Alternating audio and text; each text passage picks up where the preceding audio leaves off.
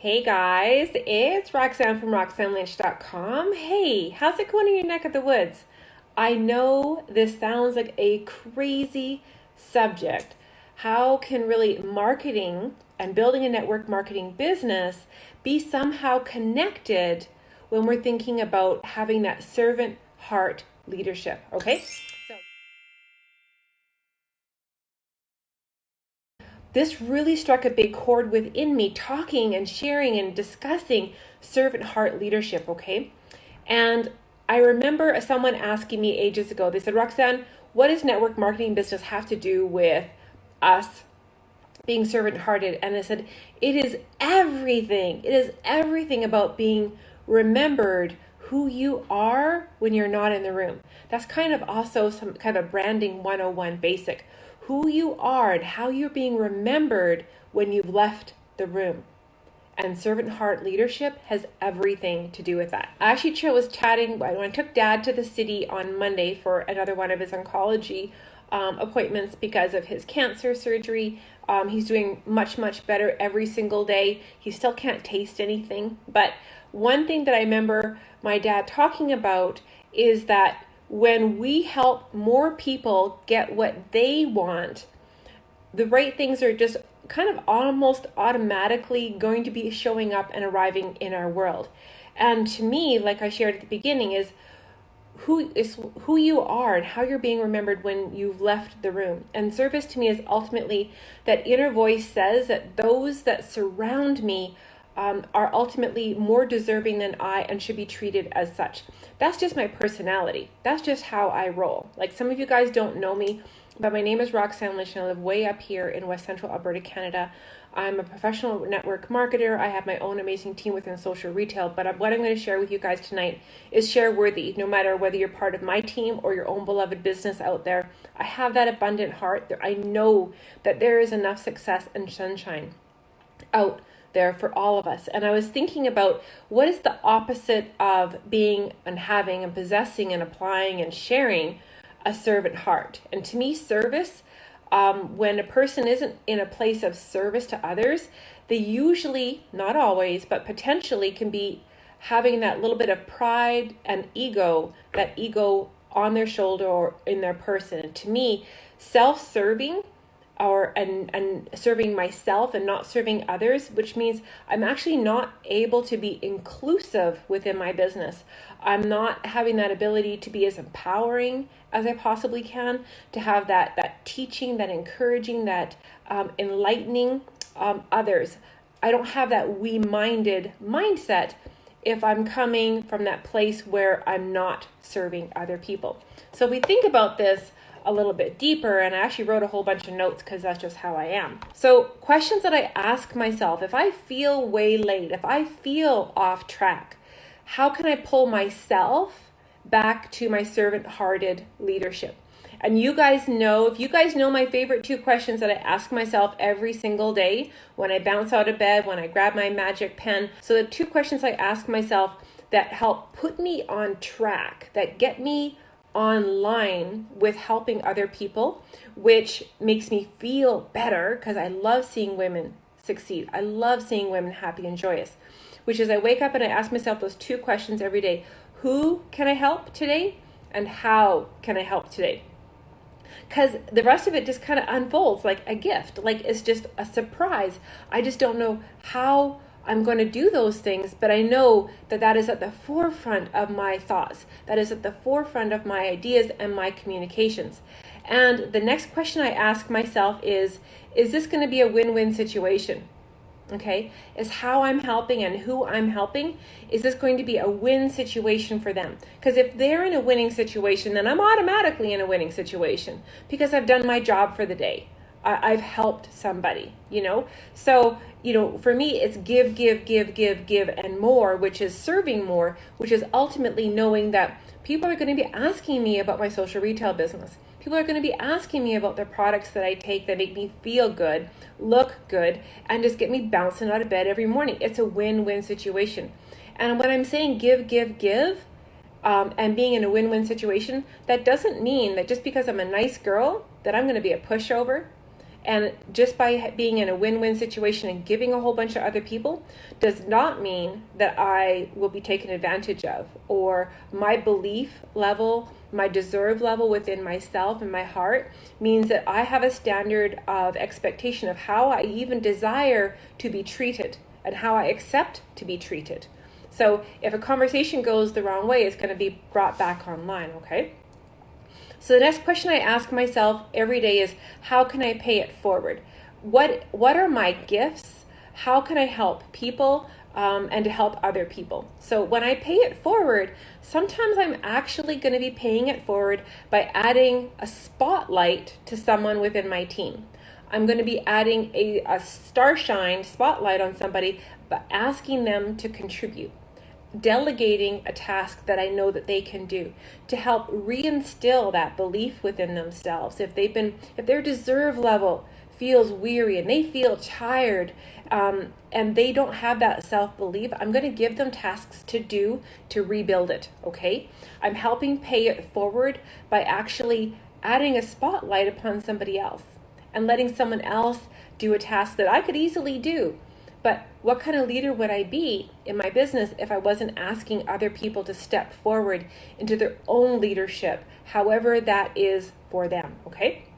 So the last question, when I get really, really stumped before I pop into it on a deeper level, is I ask questions. And I remember when I did this at a workshop about 2 years ago, we were talking about breaking the mindset of getting trapped in our own brain and getting trapped and going over the same things that we know we should have answers for.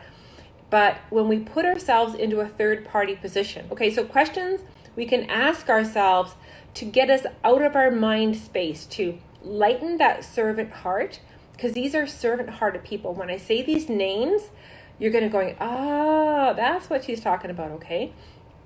If you're feeling stuck, okay, if you're feeling really stuck, ask yourself, what would Dear Abby do? Okay, for you guys that used to read the newspapers, for you guys that might have been reading different wellness columns, we know who Dear Abby is, right? We can ask ourselves, what would Dear Abby say or do in this situation? Okay, that gets us thinking out of the box and get us out of our own mindset trap and into something more productive. So asking yourself, what would Dear Abby do? Want to go a little bit deeper? Think about your most encouraging and empowering relative, someone who loves you deeply, but would also give you a hug at the same time, sometimes give you a kick in the butt, okay? Ask what that supporting, encouraging relative might do or say in that situation. Want to go a little bit further? Ask yourself, what would Mother Teresa do? Want to go even deeper? What would Jesus do? How can I be more helpful? How can I be more serving? How can I pay it forward? How can I light up someone else's light? Okay? So if we take this into the next spin and we're thinking about this from a network marketing insights, because we're in business, we're here to help other people, and we know within network marketing, the more people I can help win, the better I feel. And nothing gives me more joy than to see my team succeeding. I mean, oh my gosh, when I was in the hospital with Dad on Monday, I wasn't able to build my business very much because I was driving for 6 hours and I was in doctor's offices for the other 3, but my team still put through over $5,000 of volume within our new Collagen Revolution skin system. Like, mind-blowing. Did you guys see the some of the before and afters of my stories that I was sharing on Monday and Tuesday? Can you imagine how happy I was, to be able to be there for my dad, but watch my team just explode this new launch of this collagen serum. It blew my mind, and I was so happy for them, okay? So we have to remember that having your team succeed can be an amazingly joyous thing. And we have to remember that marketing is not necessarily an event, especially on social media. People want to feel, people want to connect, they want to understand, they want to have emotions, not just to be sold. So marketing is not just an event, it's a conversation, okay? and it's a connection. So we need to focus on developing conversations and not necessarily campaigns. So we have to think about this. What does your customer really want? Okay. So it's not about me. It's about what they want. How can I share this in a way that is going to answer a pain or a problem or a struggle that they are having, by creating some curiosity, by using the right words, by using the right imagery, where these points of them being able to invite them to having a deeper peekaboo at something, to have them listening and watching your content, dropping those emojis, dropping the hearts or the comments, that they are engaging. So then they've kind of raised their hands in the attraction marketing field, and you know who to be connecting with. We know where to be spending our time, our connections, and our conversations, okay? So when we think about that, the next tip would be making sure that we're listening and we're seeking to understand. If someone has an opinion that is not like my own, my first instinct is to, why are they sharing things that way, or why are they saying things that way? I listen and I seek to understand, because my wisdom will grow. Maybe they've had a bad past experience. Maybe something didn't work out as promised. Maybe they had horrific customer service. Maybe they had an upline let them down. Okay, so we have to figure out, and by listening and by seeking to understand, why they might then turn around and want to buy from us or want to join us. By us listening to their experiences and their own painful problems and trials and tribulations within this industry or within the products that you're marketing, that's the only way that we can come to the table and be that servant-hearted individual and give them what they're looking for. And that sometimes takes a little bit of time. But is it worthy? Yeah, you've helped somebody. You've helped them to what we call that sunny side of life. And they are so appreciative because you've taken the time to listen. You've been there and you weren't rushing off, and pushing them away. You're validating them and you're listening to what they had to say. And that is so, so important, because when we seek to understand and we're listening, we can serve better. And we're talking their language, and they're going to create those aha moments, and they're going to yeah, she's like me. She gets me. She feels what I felt. She's been through what I've been through. And we can then use those experiences, our own pains and problems and trials and tribulations over time, as wisdoms, as stepping stones along that path, okay? Which to the last point, when it comes to having that servant heart, so you guys can have a bigger and a brighter and a better business, is making sure that we're putting our customers first, okay? Putting your team first, putting your customers first. So instead of you trying to be, interesting, to have the brightest, I'm not sure how I say that, have the brightest imagery or the brightest pictures, that we have to be interested in those people that we're making those connections and conversations with, okay? So instead of you worrying about being, interesting yourself and making it all about you, we're making it about them, okay? And that begins with gaining understanding and developing empathy. And the only way we can develop empathy and understanding is if we're actually in it for them and we're listening where they are.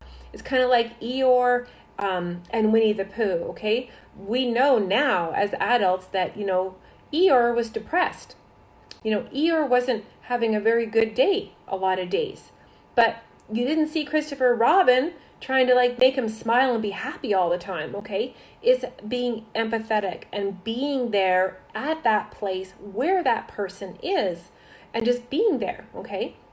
So we can understand where they're at. We can then understand their motivation, or, what is inspiring them to, maybe grab that last strand of hope, and maybe they're going to reach out and ask, you about your beloved business or product line, okay? And that's making sure that it's aligned with what we can deliver, okay? And that's by putting them first, right? So those are some of the ideas that I really wanted to share. Anyway, you guys and girls have a fabulous evening. If you guys got some goodness, you're more than welcome.